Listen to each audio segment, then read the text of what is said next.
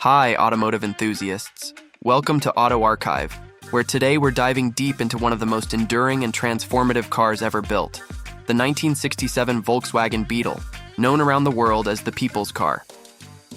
This isn't just another nostalgia trip about a cute little car with a funny engine sound. It's the story of how one model year crystallized decades of engineering evolution, bold marketing, and cultural adoption to create a global phenomenon. Over the next half hour, you'll hear how a vehicle born from a pre-war blueprint became the unexpected darling of post-war America, why the 1967 version marked a turning point in the Beetle's design and perception, and how its influence rippled through automotive history and society at large. We'll peel back the layers of design decisions that made it so approachable, trace the marketing campaigns that redefined what it meant to sell a car in the US, and explore the social contexts, from counterculture rallies to suburban driveways, that gave the Beetle its unique cross-demographic pull. As we move forward, you'll discover micro-stories of determined engineers refining a simple layout to withstand global conditions, context digests that put its sales and cultural reception into perspective, and reflections that show how a humble, compact became a mirror of shifting values. This is more than a car review.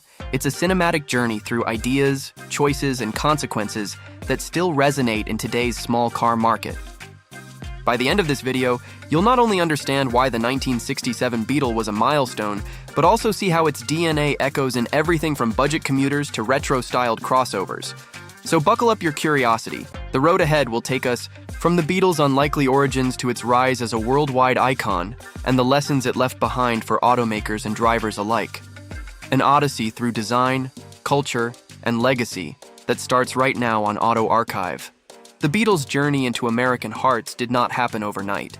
It unfolded through a series of deliberate choices and surprising turns that shaped the 1967 model into a benchmark. This phase begins with the quiet tension between a simple car and a complex market, an import trying to win over a land of chrome-laden cruisers. Microstory. In the early 1960s, Volkswagen of America was still a scrappy operation, selling cars that seemed almost toy-like compared to Detroit Iron. Yet the car's low price, mechanical honesty, and oddly endearing looks began winning over a new generation of drivers, college students, young families, and even retirees looking for something practical. This wave of adoption created a loyal base, but also pressure. How do you update a cult car without breaking its magic? Microstory. Engineers in Wolfsburg had been refining the Beetle's air-cooled flat-four engine and suspension piece by piece. By 1967, incremental upgrades produced a more powerful 1500cc engine, a 12-volt electrical system, and safety features like a dual-circuit brake system. These changes seem mundane today, but at the time they were crucial steps toward meeting stricter US standards while keeping the car's identity intact. The result was a model year that balanced old-world simplicity with new-world expectations. Microstory, marketing masterminds at Doyle Dane. Bernbach had already turned "Think Small" into a cultural slogan. In 1967, they leaned further into self-deprecating humor, positioning the Beetle as the car for people who didn't need to impress anyone. This tactic resonated in a turbulent decade when authenticity felt more valuable than flash. By poking fun at itself, the Beetle sold an image of honesty, and honesty sold cars. Context digest. The 1967 model represented the high watermark of Beetle sales in the US, with over 400,000 units sold that year. For a foreign compact in a market dominated by domestic giants, that number was staggering. It revealed a shift in consumer priorities toward economy, reliability, and individuality, a trifecta few American brands offered at the time. Context digest. Underneath the charm was a rigorous dealer network and parts supply chain that ensured low running costs. Volkswagen invested heavily in training mechanics and standardizing components worldwide, so whether you were in Kansas or Kenya, the Beetle could be serviced quickly. This global consistency turned a humble car into a practical passport for mobility. Context digest. Cultural currents helped too. With a younger population skeptical of materialism, the Beetle became a rolling badge of independence. It showed up at protests, campuses, and music festivals, symbolizing freedom of choice without excess. Reflection bridge. These converging forces of engineering, marketing, and culture didn't just make the 1967 Beetle a bestseller. They made it a touchstone for a new kind of car ownership, reflection bridge.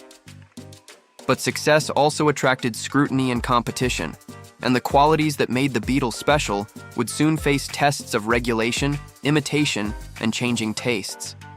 As the story unfolds, we'll step deeper into how Volkswagen's global playbook both fueled and complicated the Beetle's reign, setting the stage for a dramatic shift in its journey. As Volkswagen's strategy expanded beyond American shores, the Beetle transformed from a countercultural badge into a truly global product, and the 1967 model became the blueprint. Microstory. In Brazil, Mexico, and parts of Africa, local. Assembly plants sprouted to produce Beetles tailored to regional needs.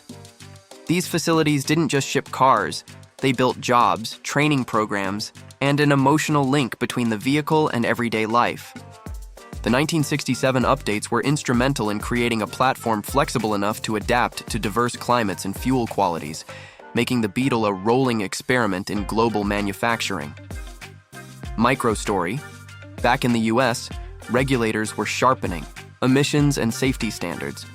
The dual-circuit brakes and 12-volt electrics introduced in 1967 signaled Volkswagen's attempt to get ahead of the curve.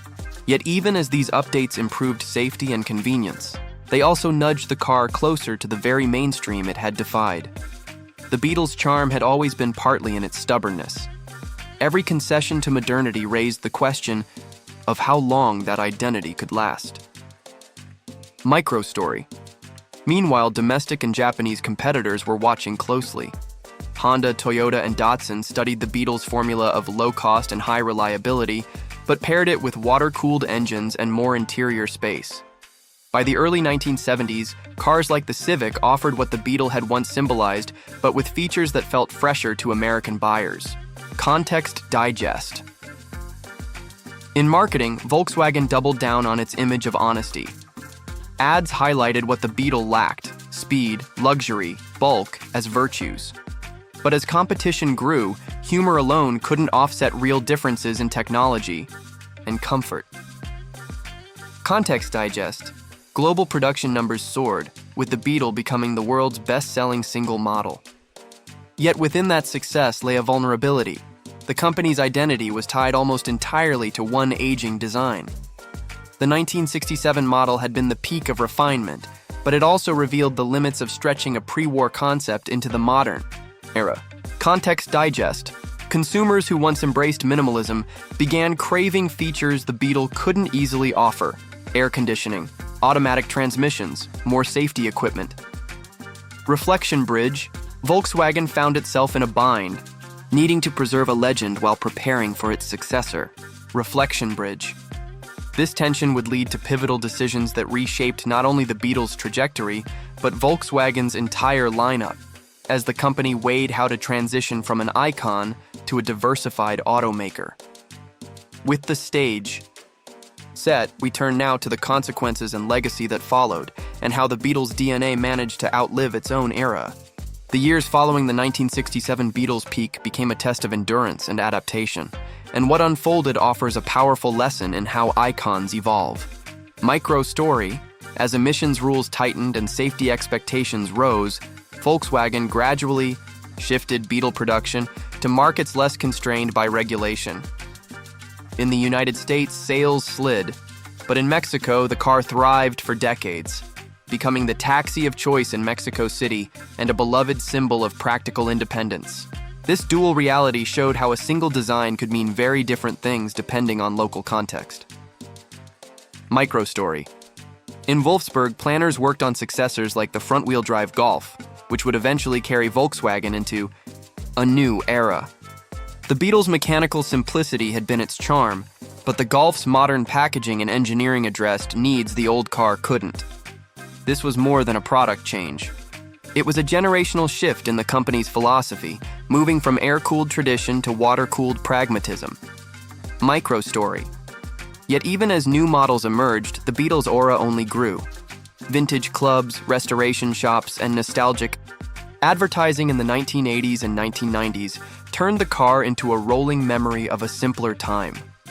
When Volkswagen launched the new Beetle in 1998, it was less about reviving an old platform and more about bottling a feeling, the sense of approachable individuality the 1967 car had perfected. Context digest. The Beetle's legacy reshaped how automakers approach small cars. Features once dismissed as unprofitable, personality-driven styling, clever marketing, and community engagement became key to winning over younger buyers worldwide. Context digest. Cultural imprints lingered too. The car appeared in films, songs, and art as a shorthand for freedom and authenticity, outlasting many of its contemporaries in symbolic power. Context digest.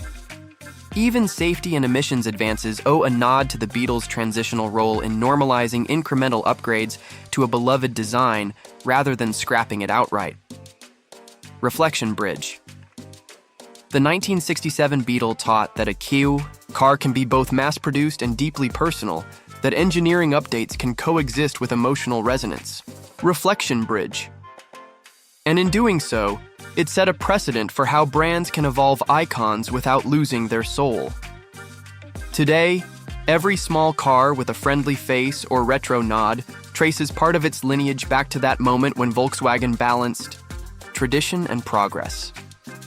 As we wrap this journey, the Beetle's story closes not as an ending, but as an echo, its influence rolling on through roads, memories, and future designs that carry the same promise of accessible, human-centered mobility.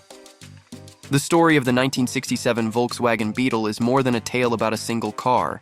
It's a window into how engineering, culture, and marketing converge to shape what people drive and why they care.